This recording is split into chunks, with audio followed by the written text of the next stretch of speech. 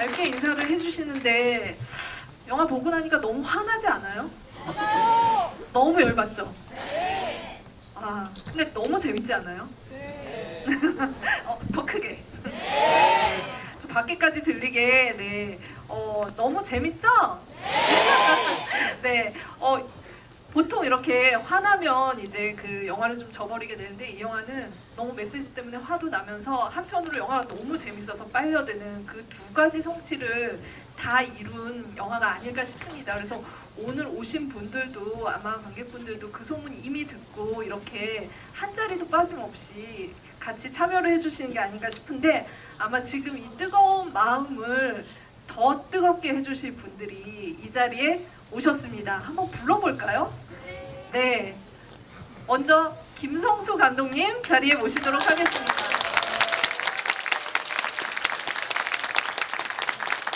네.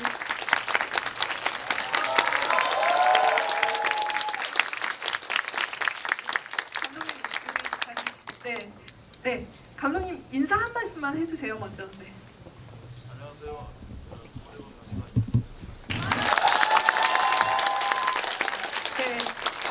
가운데 자리가 비어 있는데 이 자리는 김성수 감독님을 어떻게 보면 압박할 수 있는 유일무이한 돌풍 같은 감독이 있습니다. 누굴까요? 네, 네 이정재 감독님 불러볼게요. 이정재 감독님, 네 자리로 들어와주세요.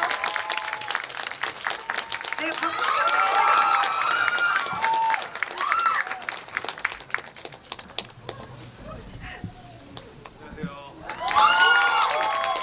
자리 좀 저희 앉을게요.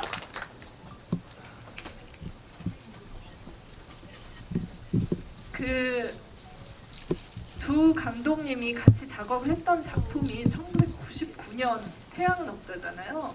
그 제목을 보면서 없다?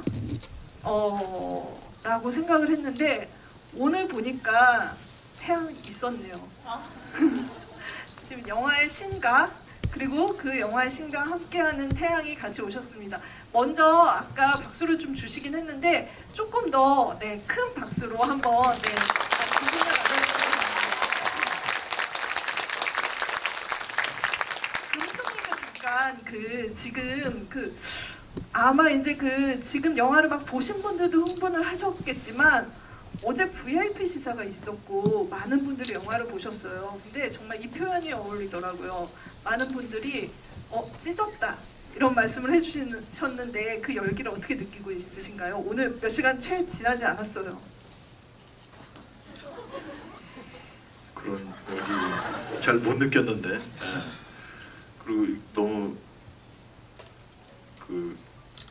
재밌게 보자고 막 강요하고 그러시는 것 같아요. 제가요? 제가 강요했어요? 박수 강요하고 아니에요. 그냥 아무튼 저 같이 영화 봐준 어저께 봐준 사실 VIP 시사라고 하지만 저 영화 동료들이 보잖아요. 그러니까 제 친한 감독들, 친한 배우들, 또 친한 제작자, 또 저한테 이제 선배님들, 후배들 이러는데 그 사람들이 좀 좋은 얘기 많이 해주더라고요. 그래서 기분이 좋았습니다. 그래서 술도 좀 먹고 그랬습니다.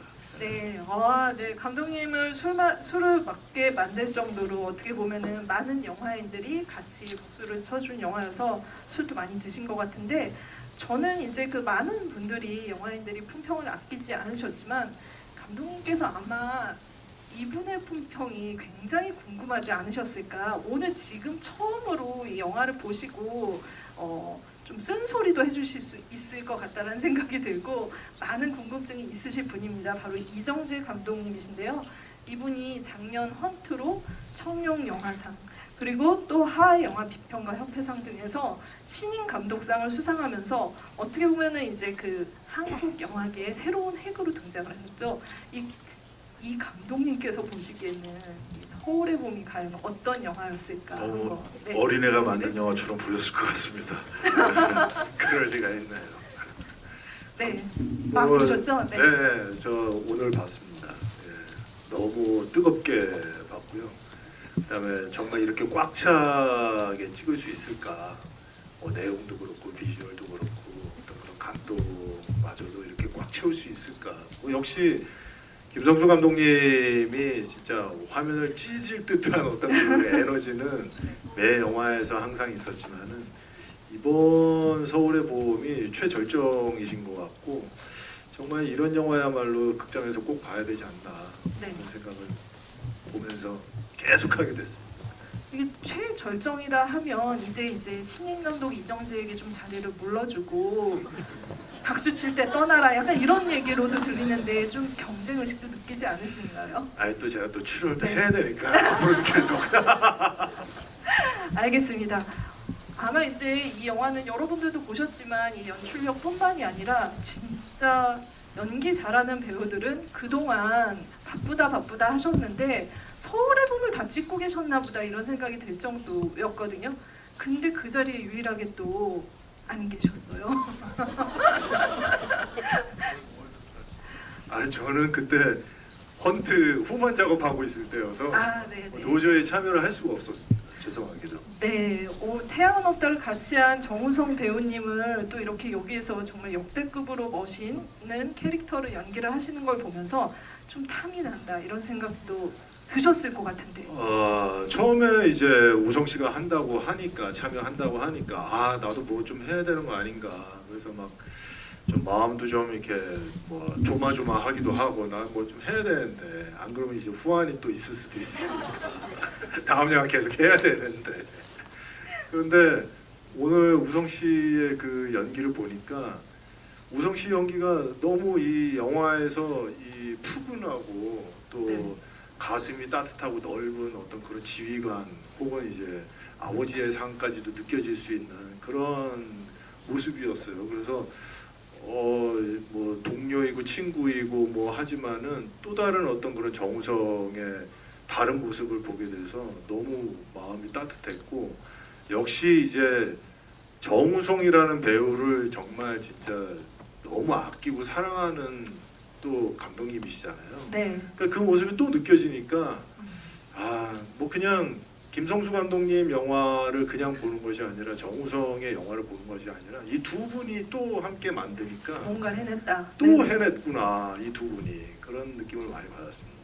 약간 이제 그 너무너무 두 분의 협업에 대한 어떤 칭송의 멘트가 굉장히 기분 좋게 들리면서도 한편으로 나는 왜 빠졌을까 좀 쓸쓸한 어떤 그런 기운도 느껴지는데 과연 이 두 분의 대화에 대해서 정우성 배우님께서는 좀 어떤 생각을 하고 계실지 너무 궁금하지 않아요? 네, 그래서 제가 정우성 배우님을 불러보도록 하겠습니다.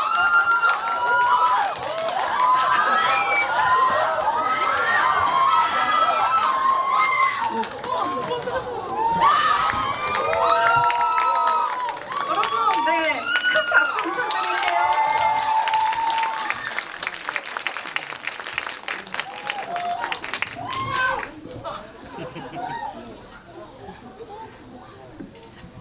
네, 정우성 배우님 좀 밖에서 찢었다, 너무 멋있다, 역대급이다, 이 두 분의 협업 또 해냈다 이 얘기 좀 들리시던가요? 네. 자, 안녕하세요 여러분 반갑습니다. 그 감독님께서 서울의 봄 지구에 하신다는 얘기 듣고 그럼 저도 껴야지 하고 네. 잘 오셨죠? 네. 글쎄요 뭐 좋은 얘기들이 지금 이렇게 많이 들리는 영화가 있었나 싶을 정도로 지금 얼떨떨할 정도로 많은 좋은 얘기들을 해주셔서 오히려 현실감이 없는 것 같아요. 네. 여기 지금 그 약간 이 무대가 천상계이다라는 생각이 드는 게 아까 제가 영화의 신이라고 말씀을 드렸고 태양 그런데 또 다른 태양 하늘에 태양이 두 개 있는 지금 그 현장을 여러분들이 목격하고 계십니다. 이게 어떻게 보면은 이제 그 태양은 없다 이후에 이런 그 쓰리샷 이걸 보는 것이 어떻게 보면 우리한테 굉장히 매번 좀 감동을 주는 것 같아요. 진짜 네네. 그러니까 이렇게 그 관객분들의 이런 현장이 잘 없는데 이렇게 있을 때마다 좀 그 기분들을 좀 느끼시지 않으실지. 아니 지금 이렇게 밖에 감독님과 정재 씨와 이렇게 셋이 앉아 있는 게 진짜 굉장히 더 많이 벌었어요. 98년 이후 처음인 것 같아요. 네. 아 진짜 이렇게 공식 공식적으로 이렇게 책상에서. 태양은 없다 제작 발표할 때 이렇게 같이 앉았었어요. 와 네. 진짜 여러분에게 박수를 드립니다. 네 행운이십니다.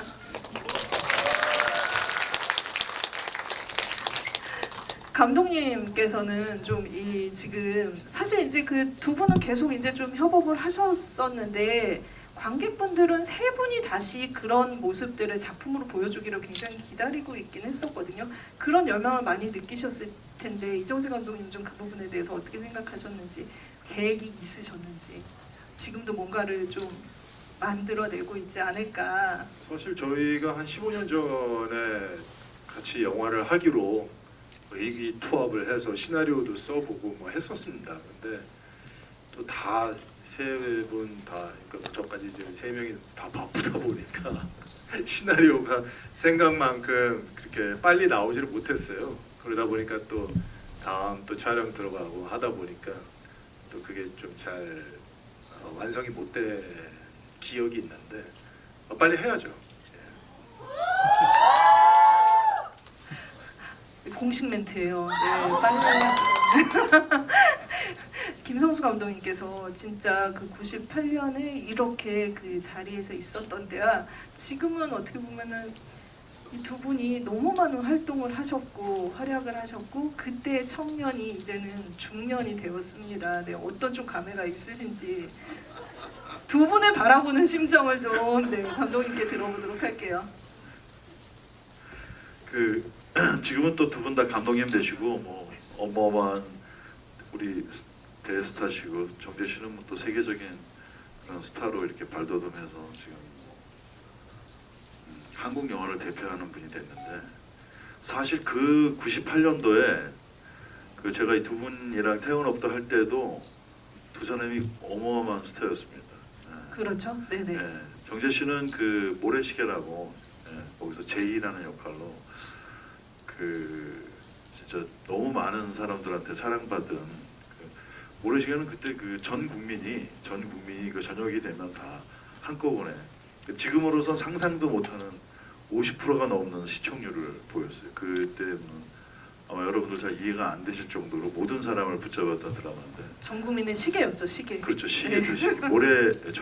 모래시계가 아니라 전 국민의 시계였는데 그래서 이제 거의 뭐 천상계에 있던 스타였고 또 우성 씨도 또 좋은 작품들 많이 하고 그래서 이제 그때 탑 배우였고 그래서 두 분이 한다는 것만으로도 엄청난 그 주목을 받던 작품이었어요. 그래서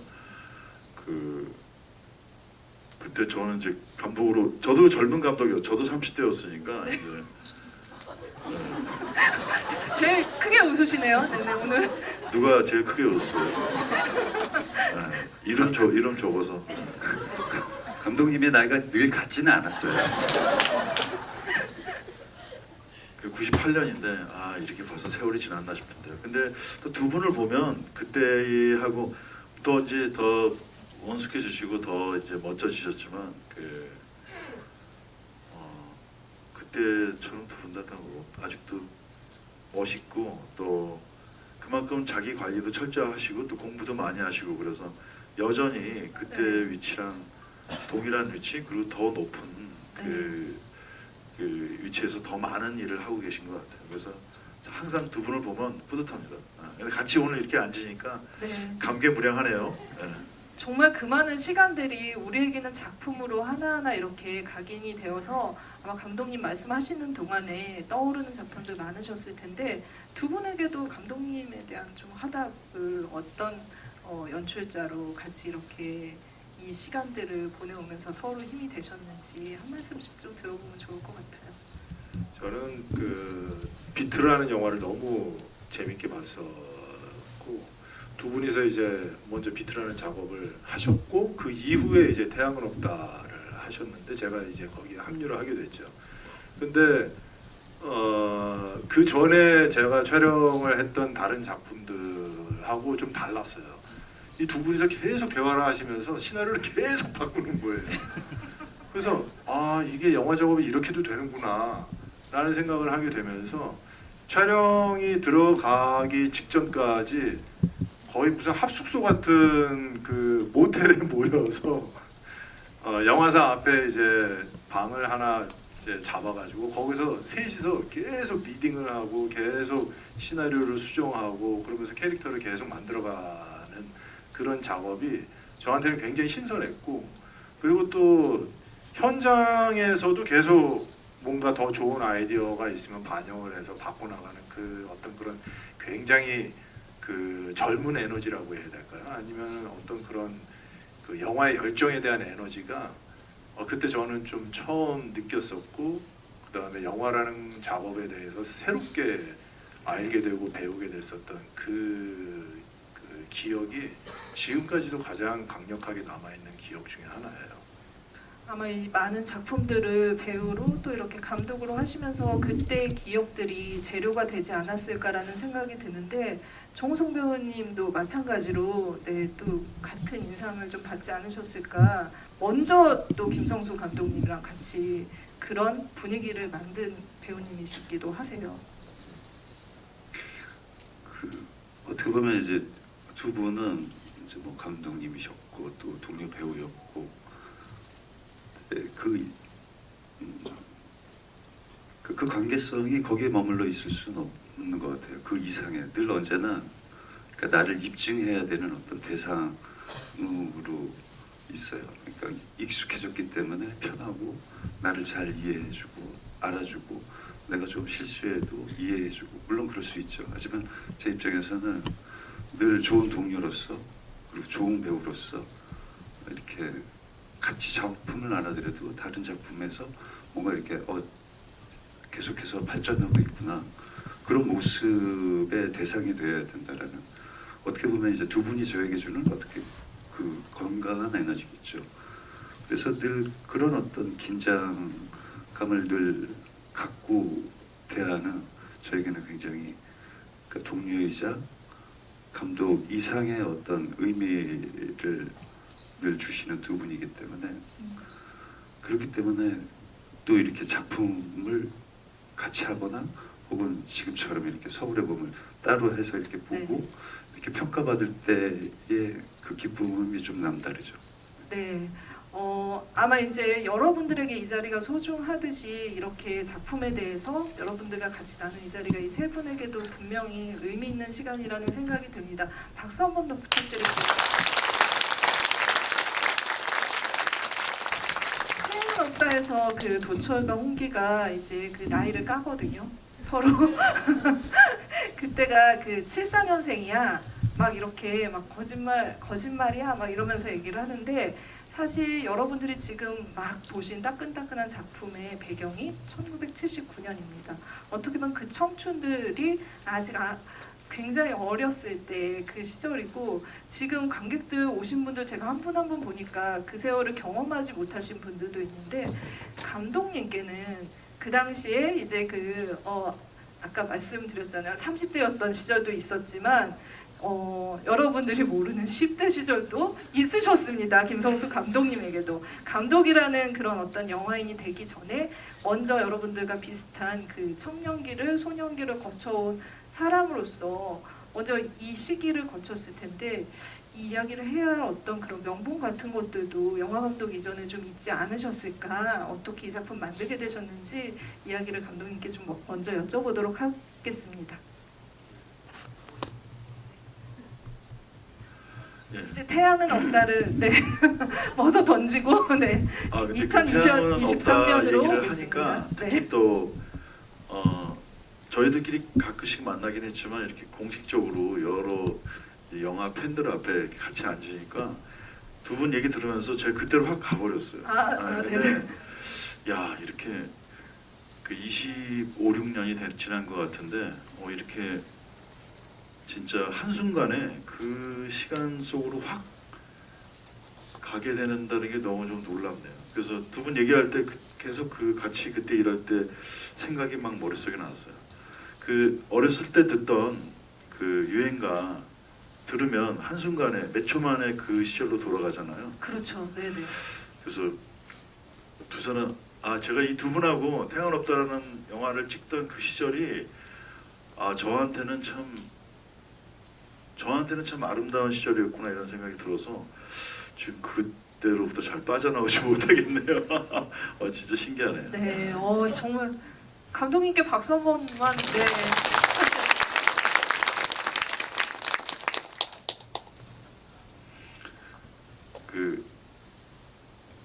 태양은 없다는 그때 좀 제가 어렸을 때 좀 방황도 많이 하고 공부도 열심히 안 하고 그러던 그런 저의 어떻게 보면 좀 어지러운 청소년기부터 청년기가 그 영화에 반영이 되어 있습니다. 그래서 저 자신과 제 친구들의 얘기가 태양은 없다에 많이 들어가 있는데 사실 제가 이제 많이 방황하던 고등학교 3학년인데도 되게 방황하고 공부 좀 잘 안 하고 그랬어요. 근데 그때 대학 입시가 다가와서 되게 긴박한 무렵이었는데 저희 집에서 그때 이제 잔치를 했어요. 예전엔 집에서 잔치를 하니까 그래서 큰 행사가 있어서 잔치를 하느라고 제가 이제 어머님이 제 방을 손님들한테 내주고 저는 바깥으로 나가서 이제 동네를 할 일 없이 거닐고 있었는데 그때 장갑차가 지나가는 걸 봤어요, 동네에서. 그래서 그 장갑차를 보고 막 쫓아갔는데 그게 이제 제가 다니던 초등학교, 그때는 국민학교라고 했는데 한남국민학교 옆으로 가더라고요. 그래서 거길 가는데 그때 총성을 들었어요. 근데 밤에 동네에서 저 한남동인데 총성이 어찌나 크고 얼마나 무섭던지. 근데 그거를 이제 군인 아저씨들이 막 가라 그랬는데도 호기심이 많은 나이여서 그런지 또 제가 공부에 대한 호기심은 없지만 그런 싸움 구경 이런 거 좋아하고 그래서 모르겠습니다. 그 총성이 너무 무서웠지만 그 자리를 못 떠나고 좀 높은 데로 올라가서 그걸 계속 구경했어요. 그게 당시에 육군 참모총장이 보안사 요원들한테 불법으로 납치되는 현장이었던 것 같아요. 네. 근데 보지는 못하고 소리만 들었는데 그로부터 제가 이제 그날이 이제 12월 10일이었죠. 아마 그때가 제 생각으로는 7시 반쯤 됐던 것 같은데 그 사건으로부터 벗어나지 못한 것 같아요. 그래서 그게 어떻게 오래 여러 가지 제 인생의 경로를 거치면서 또 우리 하이브 미디어 그룹의 김홍국 대표님이 2019년에 저한테 그 시나리오를 딱 줬는데 와 이게 제 착각인지 모르겠지만 와 이 운명적이라는 생각이 들었어요. 이게 어떻게 그로부터 이제 그 시나리오를 처음엔 섭뜻 못 잡았지만 그 시나리오가 저 발목을 붙잡고 놔주지 않더라고요. 그래서 하다가 이렇게 영화까지 만들게 됐습니다. 네, 저희 박수 한번 부탁드리겠습니다. 이 영화 보면 누구나 악의 세력, 빌런들에 대해서 공분을 살 수밖에 없고 이 전두광 미친놈 얘기가 저는 막 할게요. 네, 나올 수밖에 없다라는 생각이 들어요. 그런데 만약에 이게 영화적으로만 진짜 재밌는 장치로 그 빌런을 매력적으로 보이게 했다면 사실 감독님의 영화적인 욕심이 앞섰겠구나 이런 생각이 들었는데 저는 그 빌런을 멋지게만 그리지 않고 정말 한국 사회를 지금 이렇게 병들게 어떻게 보면 그 세월 동안 만들고 많은 민주운동을 하시는 분들을 곤혹을 치르게 했던 그 사람을 제지하는 이태신이라는 캐릭터가 있었기 때문에 이런 흐름을 우리가 읽어낼 수 있다라는 생각이 들었거든요. 정말 아까 이정재 감독님 말씀하신 것처럼 진짜 멋있는 모든 것들을 다 품고 가는 그 캐릭터를 제안을 받으셨고 연기를 하셨는데 정우성 배우님께서는 이 마지막에 거의 이제 철망을 이렇게 올라가는 그 장면에서 감독님의 어린 시절에 보았던 그리고 풀지 못하는 수수께끼들 그것들을 어떻게 영화적으로 풀 수 있을지를 좀 보여준 캐릭터라는 생각이 들거든요. 좀 어떤 마음을 가지고 연기를 하셨는지. 사실 어떤 마음을 갖기보다 어떤 인물로 비춰질지 막연하게 어렵게 이태신을 찾아온 것 같아요. 이제 감독님이 서울의 봄을 하신다라고 이야기 듣고 이제 이런 시나리오입니다. 봐줘 그래서 이제 모니터링도 해드리고 그리고 이제 캐스팅이 점점 돼가는 모습 과정들을 보면서 이제 이게 점점 이게 나한테 오겠구나. 정말 나한테 오겠네. 그걸 느낄 때 이제 뭐 오면 어쩌겠어 해야지 라는 마음은 있었는데 피하고 싶은 마음이 있으셨던 네. 거예요? 아니 네 네. 마침 그때 이제 정식으로 제안을 했을 때가 헌트 촬영 끝난 거의 직후였어요. 그래서 이제 감독님한테 그 우려를 말씀드렸죠. 이제 헌트의 정도라는 인물과 이태신이라는 인물이 다른 상황 속에 완전 다른 인물이긴 하지만 외피적으로는 어떤 한 인물과 연관되어 있는 인물이기 때문에 관객들이 그 맥락상에서만 따라와서 본다면 조금 겹쳐지는 부분이 있을 텐데 괜찮으시냐? 상관없으시다고 네. 말씀하시고 감독님은 네. 굉장히 강렬하게 기억하고 계세요. 완전하게 거절을 당한 걸로 맞죠? 그래서 제가 약간 이제 감독님을 또 밀당을 잘하거든요. 영화사에 이제 가서 한 3시간 동안 제가 답을 안 드리고 계속 그래서 이거 어렵지 않아요 이태신 계속 이랬더니 숨을 계속 쉬더니 그래서 할 거야 말 거야 나 너 안 하면 안 할 거야 이러더라고요. 이 영화를 네. 그래서 해야죠 감독님 어쩌겠어요 했더니 막 밖에서 기다리고 있던 김원국 대표한테 전화해서 안 돼! 바로 말씀하시고 그랬던 기억이 약간 기억의 왜곡이 조금은 있는 것 같은데 어쨌든 지금 두 분의 얘기를 한꺼번에 조합해서 들어보니 정우성 배우님께서는 종국에는 하려고 하셨던 것 같아요. 그런데 감독님을 늘 좀 애간장이 타게 만드는 배우라는 데는 이게 이견이 없을 것 죄송합니다. 같은데. 제가 잠깐 껴도 될까요? 네. 헌트 때문에 처음에는 좀 힘들다 그랬어요. 그런데 그 이야기가 맥락이 왜냐하면 그게 그 같은 시대 비슷한 시대에 헌트는 시기적으로 뭐 역사적으로 정확하게 감독이 계시지만 이게 제가 알기로는 이제 약간 좀 지난 시기를 80년. 네네. 그러니까 근데 그 이야기 속에 이제 김정도하고 박평호라는 두 인물을 연기하시잖아요. 근데 그 사람들이 연관된 문제도 이제 거기서 이렇게 넘어온 그 세력들, 그 리더들 그런 얘기를 하는 거니까 연달아서 이런 이야기를 동일하게 하는 게 좀 이게 자기 캐릭터를 보여준다는 것도 그렇고 좀 그렇게 얘기하더라고요. 근데 그 얘기가 너무 맥락이 맞았는데. 근데 저로서는 그 이태신 캐릭터는 꼭 우성 씨가 했으면 해서 이제 좀 제가 스토킹을 했죠. 네, 이 사건의 전말을 이렇습니다. 네. 그래서 이제 전두광의 불이라는 이태신이 불과 물의 싸움처럼 보여주고 싶다라는 말씀을 하시는데 이게 뭐 물은 둘째치고 그냥 그 전두광이라는 불 앞에서 장작이 돼서 타버릴 것 같은 그런 강렬한 에너지가 있으니까 정말 막연했어요. 그리고 사실은 제가 감독님이랑 현장에서 이렇게 티격태격도 많이 하는데 감독님한테 사실은 가장 의지하면서 쫓아갔던 캐릭터였던 것 같아요. 이태신은. 감사합니다. 네, 두 분의 어떻게 보면 아름다운 협업으로 다행히 이태신이 생명을 얻었다라는 생각이 드는데 이정재 감독님으로 보셨을 때는 지금 어떻게 보면 이제 그 두 편의 그러니까 먼저 헌트라는 작품으로 연출자로서 또 배우 정우성을 경험을 하신 건 거잖아요. 왜 김성수 감독님은 이렇게 정우성 배우가 필요했을까요? 아무래도 가장 믿는 배우라고 이제 생각돼요. 김성수 감독님한테는 정우성이라는 배우가 가장 믿는 영화의 동지라고 생각돼요.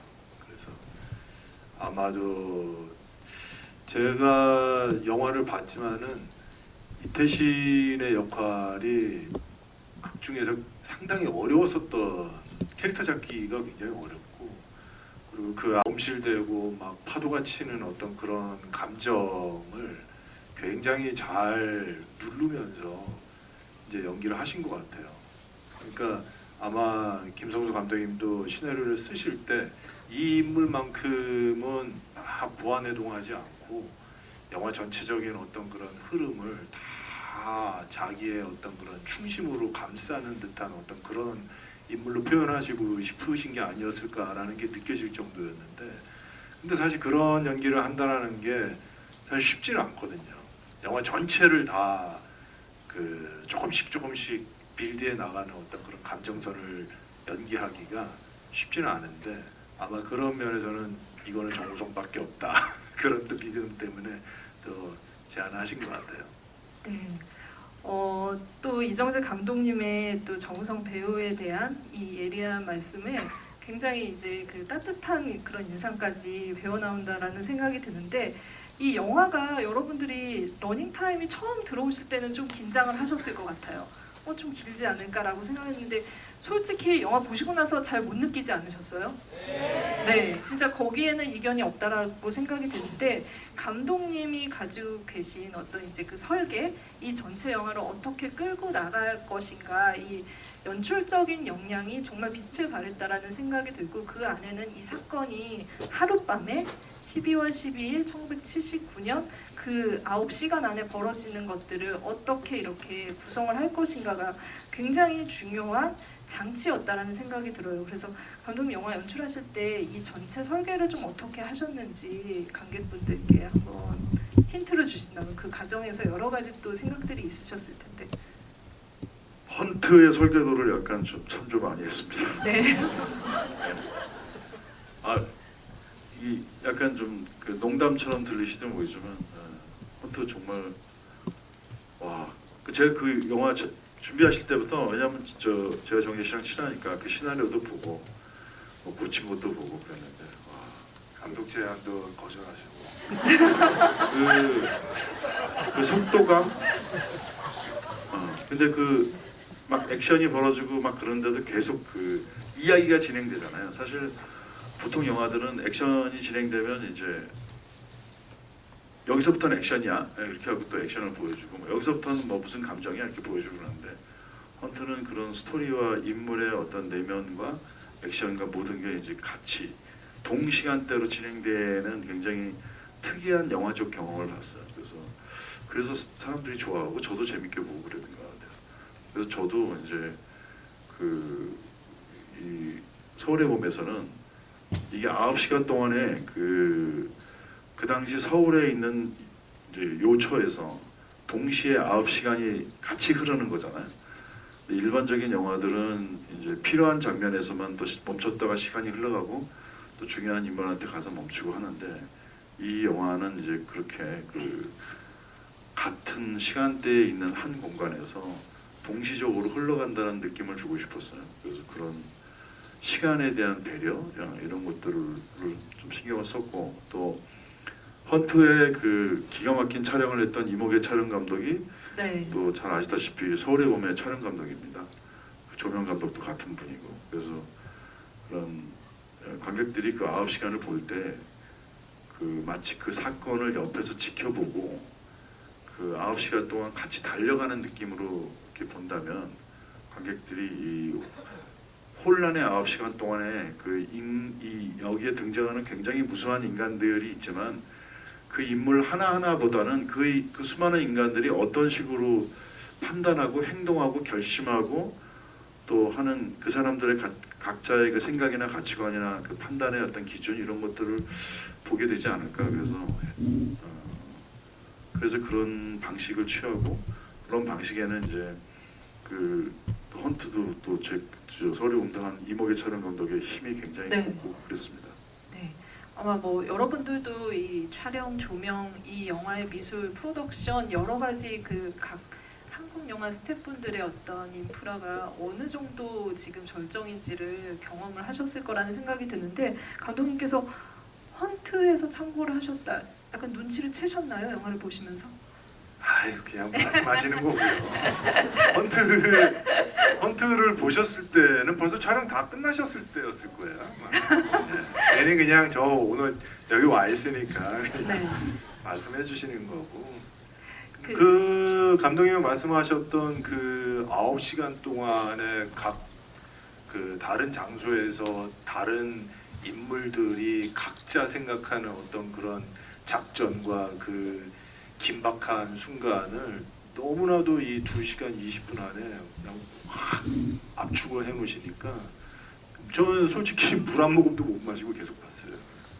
그게 진짜 아마 이제 그 여러분들이 헌트를 보시면서도 저는 이제 그 긴박감 속에서 이제 그 역사가 모자이크 되어서 어떤 방식으로 파장을 일으키는지를 분명 경험을 하셨을 거라는 생각이 드는데 그 헌트를 만든 또 연출자로서 아마 이 영화를 보시면서 정말 이 장면은 어떻게 이렇게 찍으셨을까, 어떻게 이렇게 구상하셨을까 하는 그런 부분이 있으실 것 같아요. 한 장면 꼽아주신다면.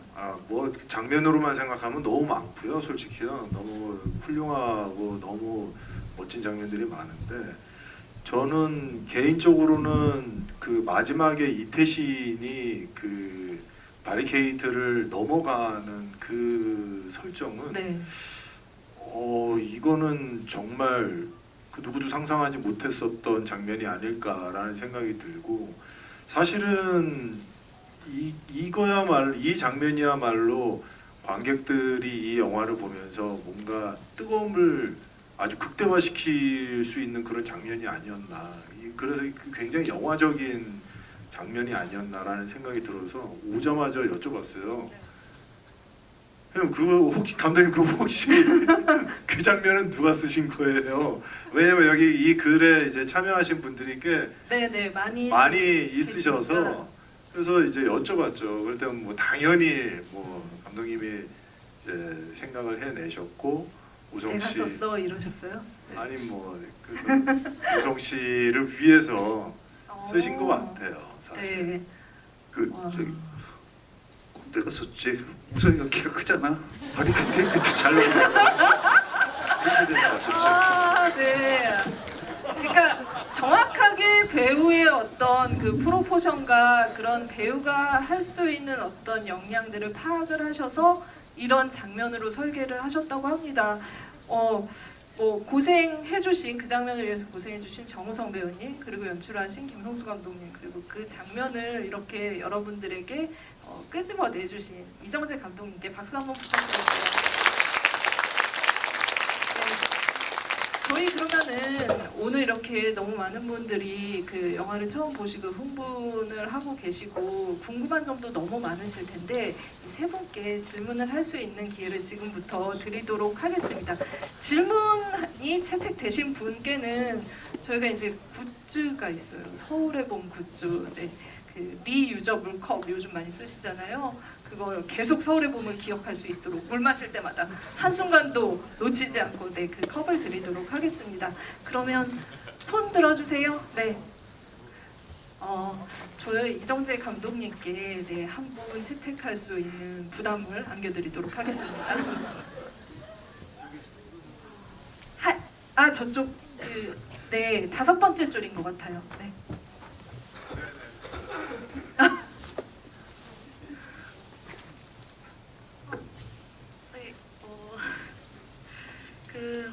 이제 이정재 감독님이 낳으신 김정도와 그 김성수 감독님이 낳으신 이태신이 어쨌든 전두관과 천수호를 죽이려는 목적은 같잖아요. 그래서 이제 그 두 인물의 또 공통점 혹은 닮았다고 생각하는 점 아니면 또 차이점 다르다고 생각하는 점 이런 게 너무 궁금했어요.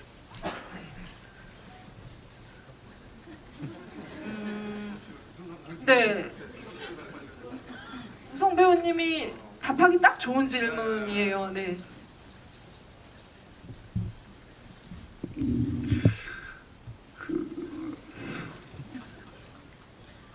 굉장히 어려운 질문이에요, 사실. 어떻게 보면 사실은 그 헌트는 사건에 휩쓸린 어떤 인물 이렇게 사건과 함께 가는 이야기죠. 어떻게 보면 이제 그거는 그 명분이 앞설 수 있는 거죠. 그때 똑같은 이태신이 맞이한 상황 속에서 이태신도 분명히 이 명분을 중요시하고 있죠. 하지만 그 선택지에서의 이 고민을 이렇게 들여다보는 관점이 이태신은 그러니까 인간 본성에 대한 어떤 고찰적인 어떤 탐구가 있는 것 같아요. 그러니까 이태신이 하는 얘기가 그렇게 막 이렇게 대의를 앞세우지 않거든요. 남들이 어떻게 살든 난 중요하지 않아. 그리고 이 싸움이 지든 이기든 난 상관없어. 그냥 내가 군인으로서 내가 이 길을 선택하는 것뿐이야. 그리고 그 평가에 대해서는 뭐 누가 뭐래도 상관없어. 약간 이게 이제 인간으로서 그 군복을 입고 있는 한 사람으로서의 선택에 대한 어떤 의미를 앞에 내 던지느냐, 아니면 그냥 자기가 갖고 그냥 묵묵히 가느냐 의 차이인 거죠. 그러니까 정도는 약간 조금 이렇게 그 명분적인 어떤 싸움에서의 그 명분을 그리고 이제 장르 자체가 이제 그 박평화의 명분 대립이기 때문에. 그리고 이태신은 그런 어떤 인간으로서 그 사실은 그 서울의 봄에서는 많은 인간들이 나오고 그 인간들이 어떤 선택을 하는지에 대한 그러니까 거기에 나오는 모든 인간의 선택이 우리 내면 안에 다 담겨져 있거든요. 근데 우리는 네 내면 속에 있는 그 선택의 생각을 어떤 것을 선택하느냐는 이제 본인의 의지인 거죠. 약간 그런 어떤 그 인간 본성에 대한 어떤 고찰적인 차원에서 약간 다른 면이 있다라고 말씀드릴 수 있겠어요. 네. 이 질문은 이정재 감독님께서 채택하셨습니다. 정우성 배우님께서 채택할 질문을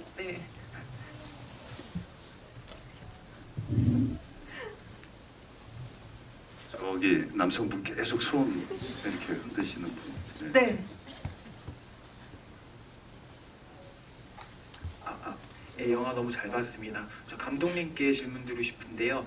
저는 개인적으로 영화를 계속 보면서 그 모든 사람들이 좀 머뭇거릴 때 그 두 분만이 지금 행동주의자처럼 행동을 하셨다고 생각이 들어요. 그게 한 명이 저두광이고 한 명이 태신이라는 생각이 드는데요. 그게 약간 제일 잘 보였던 장면이 맨 마지막에 태신이 너는 대한민국 군인도 아니고 사람도 아니야 라고 했을 때 두광의 얼굴이 굳어지거든요. 혹시 저는 이 장면을 보면서 관객한테 이게 이런 또 비슷한 상황이 또 벌어지면은 태신처럼 행동주의자가 되라 약간 이런 메시지처럼 받았거든요. 혹시 이 부분에 대해서 의도하신 바가 있으실지 한번 궁금합니다. 그 방금 말씀하신 것처럼 또 이정재 감독이 이제 그 씬 지적하신 것처럼 그 씬이 이제 제가 영화 감독으로서 도달하고 싶은 어떤 이야기의 이제 그 스토리 안에서의 하이라이트라고 생각합니다. 영화의 대단원은 그 뒤에 나오지만 그래서 그 제 뜻이 그 장면 안에 있는 거는 사실인데 그렇다고 해서 그 영화를 보고 제가 뭐 그 이태신 같은 행동주의자를 내가 되라 뭐 이렇게 말씀드리는 건 아니고요. 저 또한 그런 사람도 아니고요. 다만 그 우리가 어떤 우리가 이제 살다 보면 뭐 다 개인의 삶을 열심히 살고 있지만 사실은 아까 말씀드린 것처럼 저 혼자만의 시간이 흐른다고 생각하지만 사실 우리가 이 뭐 전 지구적으로도 그렇고 우리나라도 그렇고 모든 사람의 시간이 동시에 흘러가잖아요. 그런데 역사가 쓰여지면 이제 모든 사람의 시간을 쓰는 게 아니라 그 역사의 중요한 역할이라고 했던 사람들의 시간만을 기록하잖아요. 그래서 그 사람들의 시간만을 기록하니까 그 시간이 마치 역사에 기록된 부분이 대단한 거고 굉장히 대단한 사람들이 대단한 그 생각과 깊은 과정을 갖고 만들어진다고 생각하는데 저는 뭐 적어도 그 79년 12월 12일 밤에 있었던 사건은 실제 그 사람들은 우리나라의 대단한 사람들이었지만 그들이 내린 결정의 과정은 대단하지 않았다고 생각합니다. 그러니까 어떻게 보면 되게 하찮은 인간들처럼 행동을 한 거죠. 그래서 사람들이 다 열심히 공부하고 자기 가치관도 있고 세계관도 만들고 뭐 평상시에는 다 떠들지만 우리가 또 이제 어떤 인생의 중요한 국면에 도달하면 각자 그 자기가 그냥 자기 본능과 그때 상황에 따라서 판단할 수밖에 없는 것 같아요. 예, 그런데 사실 또 따지고 보면 어떤 인간이 어떤 순간에 어떤 말을 하고 어떤 결행을 하고 하는 거는 그 사람이 살아온 전생애가 대답하는 한순간이라고 생각하거든요. 그러니까 우리를 이끌어가고 또 우리의 중요한 사회에 있는 사람들이 과연 그런 순간에 올바른 대답 선택을 할 수 있는 분들인가 이런 좀 생각이 들어요. 왜냐하면 저한테는 어린 나이지만 그 79년 12월 10일에 이루어진 일이 제 인생에 너무 커다란 영향을 미쳤거든요. 그래서 저는 여러분들한테 어떤 행동을 하라 그런 뜻은 아니고, 어떤 사람은 이렇게 생각해서 이렇게 행동하고 어떤 사람은 또 이렇게 자기한테 불행이 올 줄 알지만 또 자기 신념이 있으니까 끝까지 버티는 사람도 있고, 그런 의미에서, 그리고 또 우리 영화 속에, 제 영화 속에 있는 사람이 실존 인물은 에서 출발하지만 실존 인물 자체는 아닌데, 제 영화 속에 등장하는 실존 인물은 자기가 이겼다고 생각하는 순간 이제 자기 패배자가 다가와서 자기한테 방금 말씀하신 그 말을 했을 때 자기 인생에, 자기 전생애가 부정당하는 그런 느낌을 갖게 만들고 싶었어요. 이겼지만 결코 내가 기뻐할 수도 좋아할 수도 없는 그런 부끄러운 마음이, 실제로는 인물은 부끄러운 마음을 느끼는 사람인지 아닌지 잘 모르겠는데 제 영화 속의 인물한테는 그때 부끄러움을 주고 싶었습니다. 네.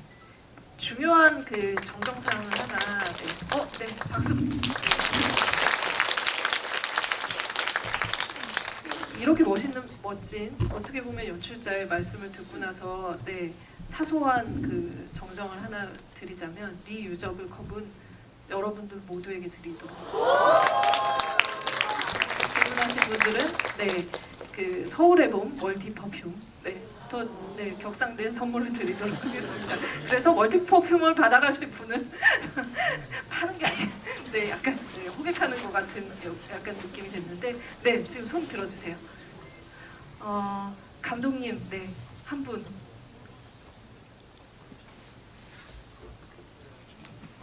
저기 이정재 감독에게 인생 배팅이라고 쓰셨나요? 네네.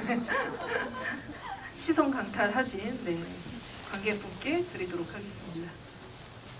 저는 감독님한테 질문이 있는데 일단 세 분이 다 감독님이셨어요. 김성수 감독님한테 질문이 있는데, 이게 약간 전 국민이 어떤 사건인지 이 인과관계를 너무 잘 아는 사건을 일단 영화로 만드는 게 너무 힘들다고 생각하는데, 그 러닝타임이 진짜 길다고 생각이 안 들 정도로 일단 너무 잘 봤고요. 그리고 약간 영화 아직 개봉도 안 했는데 좀 이른 질문이기는 한데, 이게 9시간 긴박한 걸 되게 축소해서 담으셨잖아요. 그래서 진짜 넣고 싶었는데 아쉽게 잘라졌던 장면이 있으면 그런 것도 조금 궁금하고, 혹시나 있으면은 뭐 나중에 DVD 같은 거 내실 때 확장판으로 내실 수 있어요. 역시 호의를 도모하시는 감독님이십니다. 네. 블루레이 서플먼트를 벌써. 이를테면 이제 디렉터스 컷 같은 얘기인데, 만약 그 디렉터스 컷은 이제 그 영화가 굉장히 잘 되고 진짜 훌륭한 걸작으로 남겨지면, 그리고 이제 그럴 경우에도 그 영화를 만든 감독이 내 영화의 어떤 부분을 더 보여줘야지만 내 영화가 더 풍성하고 더 완성이 되겠다라는 마음이 들어야 되는데, 저는 사실 찍은 분량은 되게 많지만 지금 이제 여러분이 보신 이 완성된 영화가 저의 최종 작품이라고 생각해요. 왜냐하면 자를 때는 너무 아쉬운데 또 그거를 미련을 갖고 자르면 안 되고, 이제 마치 손톱 자른 다음에 손톱이 내 몸의 일부였다고 그걸 갖고 다니지는 않잖아요. 그렇듯이 잘라주면 이제 그것은 제가 잊으려고 노력하거든요. 그리고 지금 나온 영화로 여러분들한테 보여주고 또 그 영화가 여러분들한테 인정받아야 되기 때문에 뭐 전혀 다른 생각은 갖고 있지 않습니다. 지금 영화가 잘 되기만 바랄 뿐입니다. 네, 알겠습니다. 영화 잘 되면 마음이 달라질 수 있다는 힌트를 살짝 주셨거든요. 그러니까 저희가 잘 되게 총력전을 해서 꼭 지금 수록되지 못한 이 영화에서 잘려나간 손톱을 우리가 수거해가는 그 기쁨을 누리도록 해보겠습니다. 저희 또 질문을 하나 더 받아볼게요. 이번엔 제가 드려야 될 것 같은데, 잘 안 보이는 네, 어둠 속에 있는 저기 모자 거꾸로 쓰신 분 네, 드리겠습니다. 네. 네, 마이크 금방 드릴게요. 아, 예, 영화 너무 재미나게 잘 봤고요. 말씀하신 대로 정말 처음에는 런닝 타임이 너무 길어서 중간에 화장실 한번 갔다 와야 되나 싶은 걱정이 들었는데 그래도 정말 화장실을 갈 생각을 잊을 정도로 잘 봤습니다. 제가 감독님한테 질문 하나 드리고 싶은 거는 이정재 감독님이 출연을 못하셔서 좀 아쉬운 듯한 느낌이 좀 제가 들었는데 혹시 생각하고 계셨던 캐릭터나 있었던지 아니면 반대로 이정재 감독님은 저 역할이 좀 탐났다라는 게 있었는지 그게 좀 궁금합니다. 아 그러네요 진짜 이 정도로 또 이런 좋은 작품이 나왔을 때는 또 출연자로서의 배우로서의 욕심도 분명히 있지 않았을까. 네, 관객분의 질문 받아보도록 하겠습니다.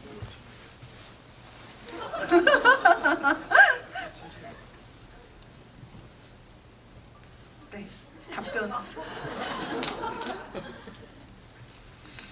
저는 우성 씨 참모 역할 했으면 어땠을까 싶네요. 감독의 의견을 좀 들어볼까요? 네. 만약에 이정재 배우님께 역할을 아니, 준다면 그 헌트를 떠올려 보면 네. 그런 그 아까 말씀드린 저는 헌트의 가장 큰 장점이 그 이제 그 우리 근현대사의 굉장히 중요한 상황들을 굉장히 자유롭게 그 서로 이렇게 만든 것도 있지만 아까 말씀드린 것처럼 그런 이야기의 사건과 또 그 독립 찾기와 그 인물들의 딜레마 그다음에 그 지금 당장 벌어지는 사건들이 한꺼번에 흘러간다는 거예요.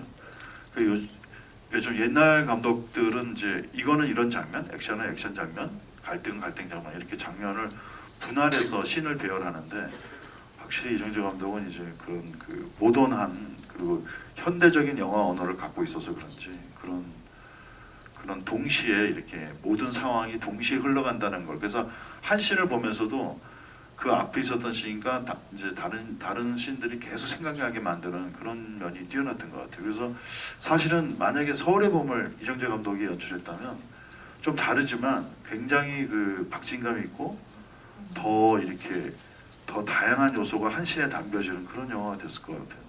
뭐 연기로 한다면 저는 뭐 우리 전두근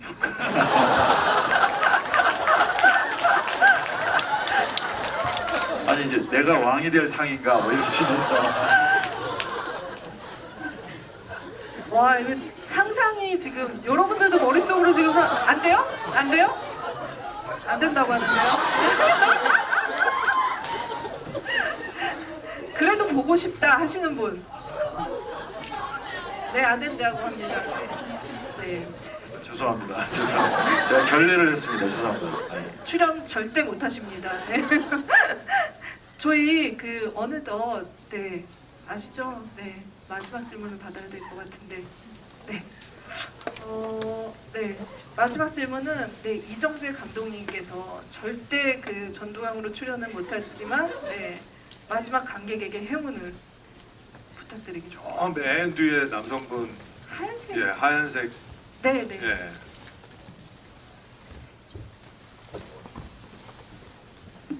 자꾸 상상이 돼서 지금. 영화 잘 봤습니다. 김성수 감독님한테 질문 드리고 싶은 게 있는데요. 이 영화가 물론 다른 장면 다 좋았지만 특히 엔딩이 너무 인상 깊었는데 시나리오를 쓰실 때 엔딩을 먼저 염두에 두고 쓰셨는지 아니면 쓰다 보니까 자연스럽게 이 엔딩은 이렇게 끝나야 되겠다라고 하는 건지 궁금한 점이 있고요. 그리고 마지막에 엔딩 스크롤 나올 때 군가가 나오는데 그 점이 인상 깊었는데 어떻게 저작권을 해결하셔서 이렇게 하셨는지 궁금합니다. 그 엔딩이 어느 부분 말씀하시는 거죠? 엔딩. 인물들이 다 하나하나 비춰지면서 이 사람은 어떻게 됐다 이제 그런 식으로 나오고 그 인물들이 그 기념 사진을 찍고 그다음에 인물들이 하나하나 박히는 거는 원래 맨 처음에 그 김홍 대표님이 그 제작사에서 저한테 줬을 때도 그게 엔딩이었어요. 예. 그러고 나서 이제 그 제가 합류한 다음에는 여러 방식의 엔딩을 좀 다르게 표현하는 거를 썼었는데 그 이제 다 이렇게 찍어가면서는 아 그게 제일 낫겠다 싶어서 다시 글로 돌아갔습니다. 그리고 이제 그 뒤에 그 이제 마지막에 그 자막이 올라갈 때 그 원래 가장 근본이었던 그 사진을 다시 그 이렇게 넣는 거는 그거는 제가 이제 결정해서 낸 거고요. 예, 그렇습니다. 그리고 다른 질문이 또 뭐였죠? 아 군가는 제가 군대 갔을 때 제가 이제 그 83년도에 군대를 갔는데요. 예, 오래됐죠. 그때 이게 그 오늘 노래가- 제일 놀라운 부분인 것 같은데요, 여러분들. 네, 그때 그 군가가 나온 지 얼마 안 됐어요. 그래서 제가 군대 생활을 하는데 그 다른 군가들은 좀 되게 그 저랑 안 맞더라고요. 뭐 군대도 저랑 안 맞고 근데 그 노래가 너무 저한테 다가왔어요. 그 전선을 간다가 이거는 마치 다른 군가들은 저보고 자꾸 그 막 무조건 나가서 싸워라 이러는 것처럼 들렸는데 그 전설을 간다라는 노래는 노랫말도 그렇고 음계도 그렇고 뭔가 그 목숨을 걸고 나가서 싸울 수밖에 없는 군인이 싸움을 끝난 다음에 뭐 자기도 다치고 동료 사람들도 많이 죽고 했지만 하지만 그래도 이 싸움터를 나는 떠나서는 안 된다. 이 전쟁은 허망하고 그 너무 헛된 희생이 있는 곳이지만 그래도 나는 군인이기 때문에 이 모든 걸 다 알지만 떠날 수 없다라는 그런 느낌의 가사였어요. 그래서 이게 되게 좀 특이한 가사다. 그리고 특이한 노래다라고 해서 제가 늘 흥얼흥얼거리면서 좋아했던 것 같아요. 그래서 근데 이 영화 시나리오를 받았을 때 제가 이 영화를 만들 때 음악 감독이랑 첫 번째 미팅을 하는 날 아수라를 했던 이재진 씨하고 미팅하는 날 제가 그랬어요. 이 영화 음악을 당신한테 다 맡기는데 대신 한 곡은 이미 정해졌다. 그랬더니 뭐냐 그러더라고요. 그래서 이 전설은 간다라고 하고 유튜브에서 제가 그걸 들려줬더니 그 음악 감독님도 쭉 듣더니 이거 좀 군가가 이상한데요? 그러면서 이제 그 노래를 저희가 채택하게 됐고 그리고 그거는 이제 판권 절차를 거쳐서 저희가 이제 썼고 또 거기서 몇 부분은 또 그 음계를 써서 아까 그 이정재 감독님이 얘기한 그 이제 이태신이 그 바리케이트를 막 넘어갈 때 나오는 그 음악도 그 전설을 간다 해서 일부분 음계를 갖고 와서 바꾼 노래입니다. 예. 그 저작권은 적법한 절차를 거쳐서 이 영화에 사용되었음을 알리면서 저희 관객과의 그 대화 질문을 지금 마치도록 하겠습니다. 저 오늘 보니까 들어오자마자 이 팝콘이 쏟아져 있는 걸 봤거든요. 여러분 팝콘이 쏟아져 있는 건 무슨 신호죠? 대박 흥행이잖아요. 네.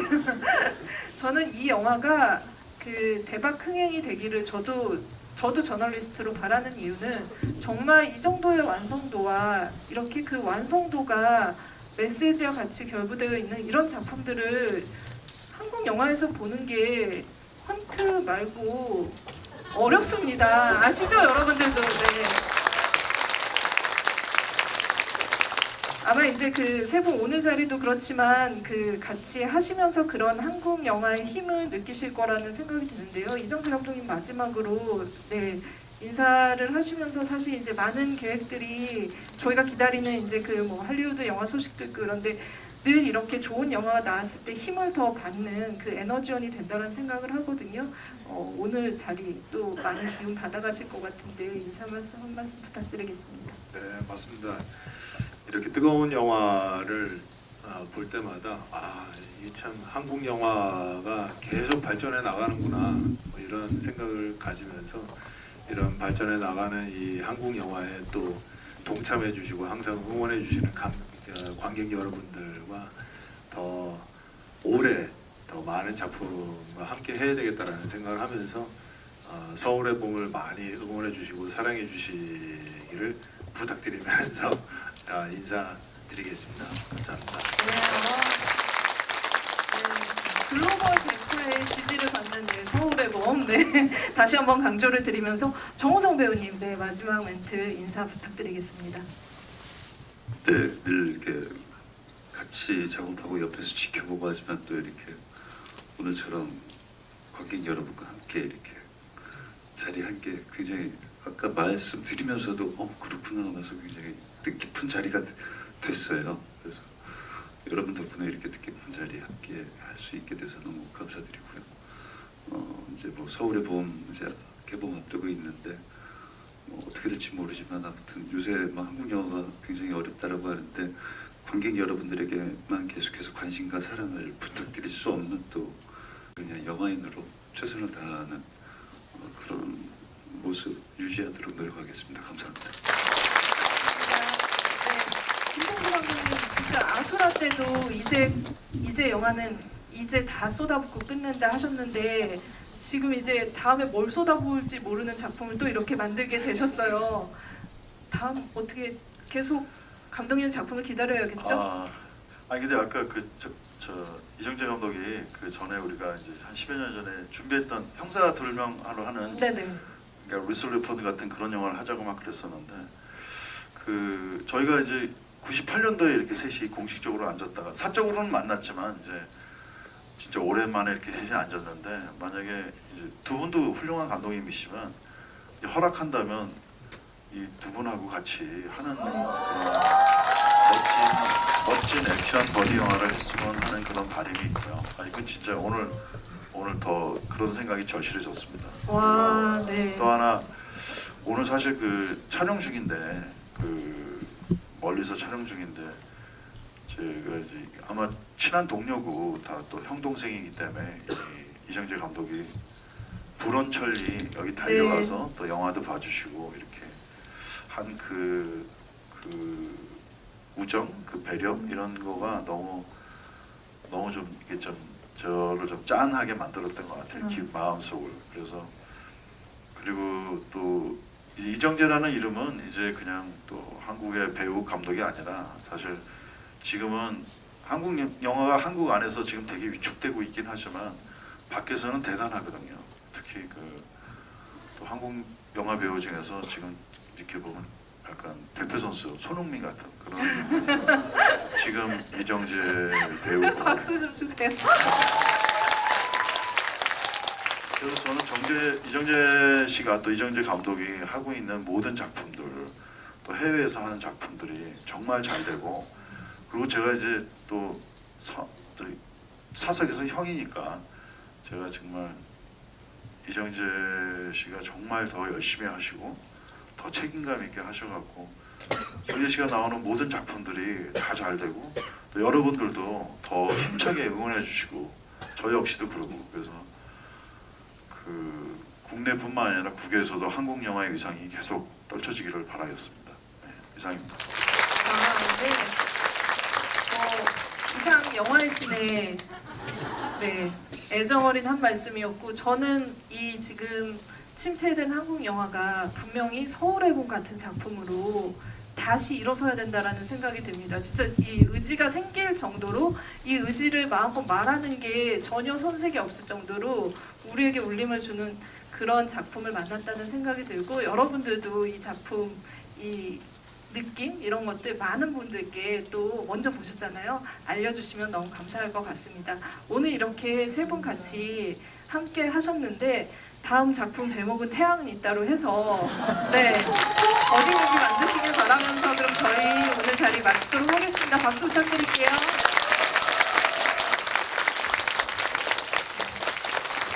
저희 퇴장로는 오른쪽으로 나가주시면 되고요. 아까 말씀드린 미유저블 컵 꼭 챙겨가시기 바랍니다. 감사합니다.